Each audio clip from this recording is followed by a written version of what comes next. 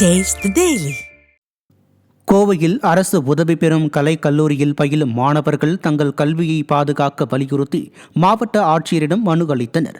இது தொடர்பாக பேசிய மாணவர்கள், கணித துறையில் துறைத் தலைவர், பேராசிரியர் என இருவர் மட்டுமே உள்ளதாகவும், இதனால் கல்வி பாதிக்கப்பட்டு மாணவர் சேர்க்கையும் நடைபெறவில்லை என குற்றம் சாட்டினர்.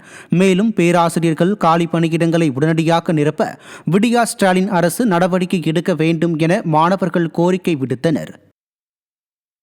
Blind fees, hall ticket fees, ID card ஃபீஸ்னு வந்து பார்த்திங்கன்னா அரசு நிர்ணயித்த கட்டணத்தை தவிர வந்து பார்த்திங்கன்னா எக்ஸ்ட்ரா ஃபீஸஸ் வந்து வாங்குறாங்க. அங்கே இருக்கிற பாத்ரூம் இல்லை குடிநீர் எதுவுமே வந்து பார்த்திங்கன்னா முறையாக இல்லை. அதனால் வந்து பார்த்திங்கன்னா கல்லூரியை வந்து பார்த்திங்கன்னா உடனடியாக ஆய்வுக்குட்படுத்தணும்னு சொல்லி வந்து பார்த்திங்கன்னா இன்றைக்கி கலெக்டரை சந்திச்சு பெட்டிஷன் கொடுக்க வந்திருக்கோம். விருதுநகர் மாவட்டம் ஸ்ரீவில்லிபுத்தூர் அருகே அடிப்படை வசதிகள் செய்து தரக்கோரி கிராம மக்கள் மறியலில் ஈடுபட்டனர்.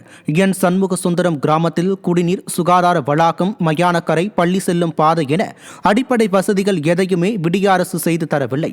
இதுகுறித்து பலமுறை புகார் அளித்தும் நடவடிக்கை இல்லாததால் பொறுமை இழந்த பொதுமக்கள் காலி குடங்களுடன் ஸ்டாலின் அரசை கண்டித்து சாலை மறியலில் ஈடுபட்டனர். மேலும் ஒரு வாரத்தில் அடிப்படை வசதிகள் செய்யவில்லை என்றால் பெரிய அளவில் போராட்டம் நடத்தப்படும் எனவும் எச்சரித்தனர். வேண்டும் வேண்டும் தண்ணீர் வேண்டும், வேண்டும் வேண்டும் தண்ணீர் வேண்டும், பள்ளிக்கூடத்திற்கு உடனடியாக பாதை எடுத்துக் கொடு.